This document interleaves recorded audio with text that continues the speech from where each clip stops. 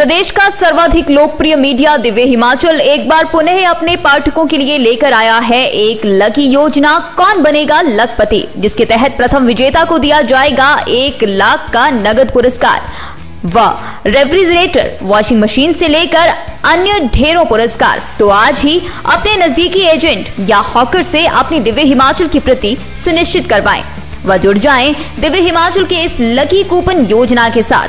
अधिक जानकारी के लिए पढ़ें दिव्य हिमाचल अखबार या संपर्क करें 01892 264713 पर।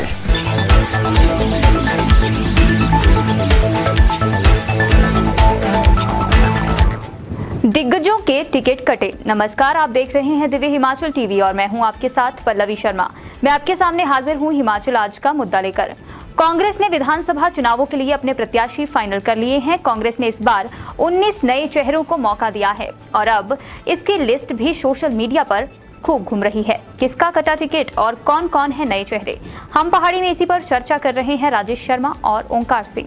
आज हिमाचल प्रदेश की सियासत एक तरह से पूरी तरह से तपी रही। अगर हम देखें टिकट को लेकर एक तरह से बवाल भी सामने आया, लोगों की उत्सुकता भी सामने आई और कार्यकर्ताओं ने जिस तरह का एक माहौल बनाना शुरू कर दिया, सोशल मीडिया से लेकर आप ग्राउंड लेवल तक बात करें तो पूरी सियासत में एक तरह से एक सियासी पारा था उछाल पे रहा। कांग्रेस के टिकट इसकी वजह माना जा रहा है ओंकार जी, जो आज सोशल मीडिया पे जिस तरह की चीजें चल पड़ी हैं। तो सुबह से काफी हलचल रही है और इसमें अगर हम ये कहें हलचल की वजह थी जो लिस्ट सोशल मीडिया पे वायरल हुई।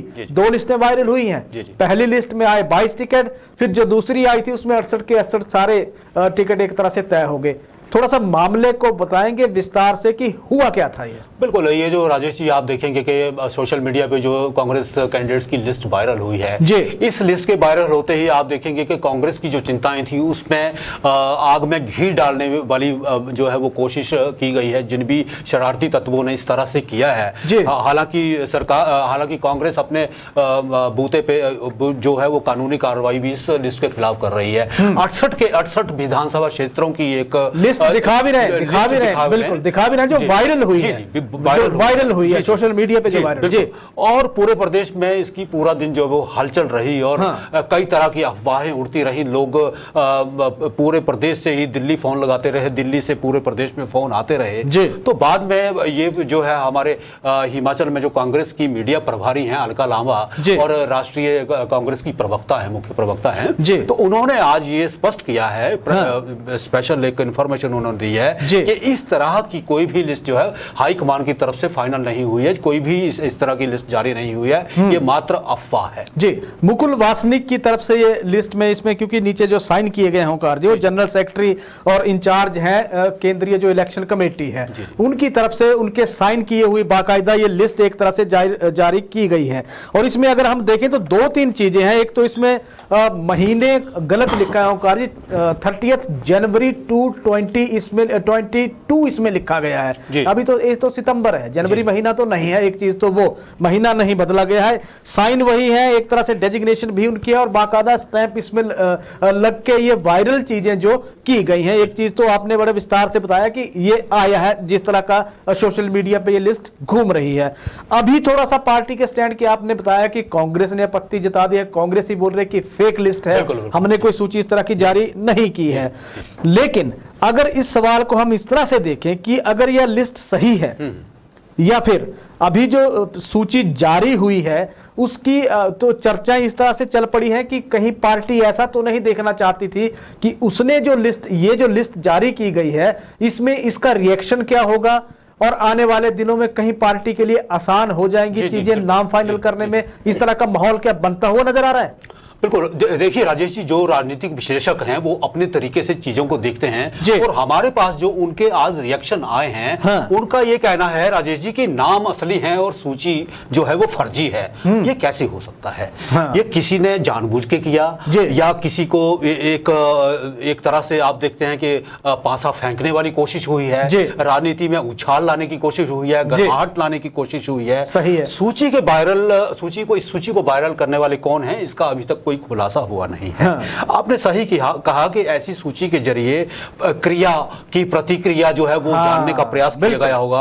हो सकता है कि इससे ये भी पता लगाया जाए कि एक सूची जो है वायरल मीडिया में फेंक दी जाए और पता लगाया जाए कि कौन किस तरह का माहौल है और किन लोगों में किस तरह की हरकतें पाई जाती हैं। तो हो सकता है इसमें भी एक कोई निगरानी रखी जा रही हो कि दिल्ली में क्या इलेक्शन है, हिमाचल में क्या इलेक्शन होना है, विधानसभा में क्या इलेक्शन। ये सवाल दो तरह से उठ रहा हूं जी। पहला ये कि किसी भी एक तरह से जहां जिन सीटों पे विवाद है, या तो वहां पे वो चेहरे हटा दिए गए हैं जिनके कारण विवाद है, या वो चेहरे हटा दिए गए हैं जिनके लिए विवाद है। दूसरा, मैक्सिमम जो एमएलए हैं उनको इस सूची में शामिल किया गया है, पूर्व विधायकों के बाकायदा इसमें नाम है। साथ ही साथ युवा गन्स को, जो यूथ गन्स की कांग्रेस बात करती रही है, टिकट हम 50-50 का जो फार्मूला पार्टी कहने जा रही है, उसको लेकर भी आधार बनाया गया है। तो कहीं ऐसी चर्चाएं भी अब चल पड़ी हैं कि कहीं आलाकमान ये तो नहीं देखना चाहता है कि इस बहाने उनके पास रिएक्शन क्या आता है। अगर इस तरह के नाम फ्लोट करके कहीं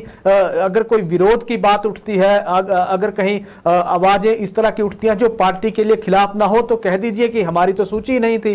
अगर नहीं उठती है तो इसी तरह इसी फार्मूले पे काम करके आगे बढ़ा जा सकता है। 22 यानी कि इन चुनावों के लिए कांग्रेस का यह फार्मूला हो भी सकता है ओंकार जी, लेकिन अभी कुछ कहा नहीं जा सकता है। और पार्टी ने कह दिया है, जिस तरह से पार्टी के जो प्रवक्ता हैं उन्होंने कह दिया है कि वो तो साइबर सेल में शिकायत दर्ज करवाने जा रहे हैं, जिन्होंने भी सोशल मीडिया पे लिस्ट वायरल की है उनके खिलाफ। अभी जो सूची है उसमें सभी पुराने चेहरे भी हैं और यूथ भी हैं ओंकार जी। तो थोड़ा सा अगर हम देखें तो जो ये सूची आई है उसकी क्या जो अगली जो सूची आएगी उसकी ये झलक आपको लग रही है, कुछ वैसा है इसमें या नहीं है, या टोटली अगली जो लिस्ट असली जो कांग्रेस जिस पे काम कर रही है वो अलग होगी? क्या कहेंगे राजेश जी? ये जो सूची है, ये सूची कहीं ना कहीं एक पहली नजर में आप देखें ऐसा लगता है कि ये सही वाली सूची है, सच्ची सूची है जी। क्योंकि आम आदमी और हमारे पास जो राजनीतिक पंडितों का, राजनीतिक विश्लेषकों का जो आज एक फीडबैक आया है, तो वो भी अचंभित थे कि ये हूबहू ऐसा लगता है कि मतलब कि 19 और 21 का इसमें फर्क हो सकता है, बहुत ज्यादा फर्क नहीं हो सकता है। इसको, इस सूची को वायरल करने का राजेश जी ये भी उद्देश्य हो सकता है कि इससे ये पता लगाया जा सके कि इस सूची के बाद दावे प्रतिदावे कितने बढ़ते हैं, और ये भी पता लगाया जा सके कि इस सूची के बाहर आने के बाद, वायरल होने के बाद कितने बागी जो हैं वो सामने आ सकते हैं, कितने लोग जो हैं दिल्ली में धावा बोल सकते हैं। सही है। तो ये सूची जो है वो आप यूं भी मान के चल सकते हैं, हमें नहीं पता किसने की है, किस उद्देश्य से की है, पर अगर सरासरी तौर पे वैसे ही एक लेमैन की नजर से देखें तो ये सूची हो सकता है किसी ने जानबूझ के, हो सकता है पार्टी के ही 20 सीटें की हो। ओंकार जी 20 सीटें बताई जा रही थी जो कांग्रेस के लिए टेंशन की बात है। जो नाम इसमें आए हैं, ये दावा हम नहीं करते हैं कि ये सूची असली है, लेकिन जो ये वायरल जो चीज हुई है उसमें 84 से एक तरह से जो 19 जो इसमें से 20 में से जो 19 नाम सामने आए चौंका रहे हैं। और ये वो चेहरे हैं जो पार्टी के सामने हैं, पार्टी के पास वो है, एक बेहतर ऑप्शन पार्टी के पास है, पार्टी भी जानती है, और हालांकि उन पे फैसला लिया जाना है आधिकारिक रूप से। लेकिन सूची देखें, 84 फैसला पार्टी ने एक तरह से इस लिस्ट में हो गया है, जिसमें यशवंत खन्ना का नाम कहा जा रहा है, इंदौरा से मलेंद्र राजन की बात हो रही है, साथ ही साथ देहरा से डॉक्टर राजेश शर्मा, कांगड़ा से पहले निर्दलीय चुनाव लड़ चुके हैं, वही देहरा से पार्टी के लिए टिकट मांग रहे हैं। इस लिस्ट में डॉक्टर राजेश शर्मा का नाम भी है। साथ शाहपुर से पार्टी के लिए इस बार जिस तरह का परिवर्तन हुआ है, पंकज कुमार पंकू का इस जो वायरल जो सूची है उसमें उनका नाम चल पड़ा है। बैजनाथ से ऋषभ पांडव का नाम आगे आ रहा है। साथ ही साथ इसमें हम बात करें तो करसोग से महेश राज नया चेहरा पार्टी के लिए आ गया है। नाचन से संजू डोगरा है। इसी तरह धर्मपुर से जितेंद्र ठाकुर आए हैं। साथ ही साथ सरकाघाट से यदुपति ठाकुर आए। वो चेहरे हैं जो चल रहे हैं, जो चर्चा में हैं। इसके अलावा बात करें हम, भोरन से प्रेम कौशल आए हैं, कुटलहर से विवेक शर्मा आए हैं, झंडूता से विवेक कुमार हैं, बिलासपुर सदर से आशीष ठाकुर हैं, और फिर वहां आप बात करिए नालागढ़ से हरदीप सिंह बाबा है। इसके अलावा बात करें पछात से गंगूराम मुसाफिर की जगह दयाल प्यारी आई हैं, और फिर वहां बात करें चौपाल से रजनीश किमटा है, ठियोग से कुलदीप राठौर का नाम सामने आ रहा है, और इसके बाद किन्नौर से फिर निगम भंडारी की बात इस लिस्ट के अनुसार उठ रही है। चेहरे वही हैं, नाम वही है, सूची पर हालांकि सवाल है, लेकिन कांग्रेस के लिए ये जो लिस्ट आई है एक सर्वे का काम ये कर सकती है कि इस लिस्ट को लेकर अगला माहौल क्या होने जा रहा है। जो अगली 3 जो सीटें कही जा रही थी, धर्मशाला पे सुधीर शर्मा का नाम है, ज्वालामुखी में आईआईटी संजय रतन का नाम वहां पे शामिल हो, इस लिस्ट के अनुसार शामिल है। तो पार्टी के लिए देखें तो एक तरह से ये लिस्ट सर्वे का काम कर सकती है ओंकार जी। जिस तरह से राजनीतिक पंडित कह रहे हैं हम तो यही कह रहे हैं कि वायरल है, कांग्रेस भी वायरल का नाम दे रही है, लेकिन जमीनी स्तर पे देखें तो लोग ये मानने को तैयार अभी नहीं है कि ये लिस्ट वायरल है। वो तो ये कह रहे हैं कि कैंडिडेट ही यही है और ये लिस्ट होनी चाहिए। तो इसमें देखें अगले माहौल क्या रहता है। लेकिन बीजेपी भी पूरा माहौल एक तरह से बनाने में लगी हुई है और टिकट को लेकर जो इस बार भी बोल दिया गया कि उम्र आड़े नहीं आएगी, यानी कि जो 70 साल का बैरियर एक भारतीय जनता पार्टी ने रखा था वो बैरियर हट गया। अब तो बुजुर्ग नेता भी चुनाव लड़ेंगे भारतीय जनता पार्टी के लिहाज से। तो इसका क्या मतलब समझते हैं आप? बहुत युवा भी आएंगे पार्टी में या पुराने चेहरे जो लगातार जीत रहे हैं पार्टी उन पे दाव खेलेगी? बिल्कुल राजेश जी, उम्र की कोई सीमा नहीं है। ठीक है, जीतना है और जीतना ही एक मकसद है जी। उम्र कोई भी हो, चाहे वो बुजुर्ग हो चाहे नौजवान हो, भाजपा ने इस बार ये ठाना है, एक नारा लगाया है मिशन रिपीट का, रिवाज बदलने का। मुख्यमंत्री जी हर मन से रिवाज बदलने का दावा करते हैं। सही है। और इस दावे को समर्थन दिया है प्रधानमंत्री नरेंद्र मोदी जी ने जब पीछे उनका ये हुआ था जी।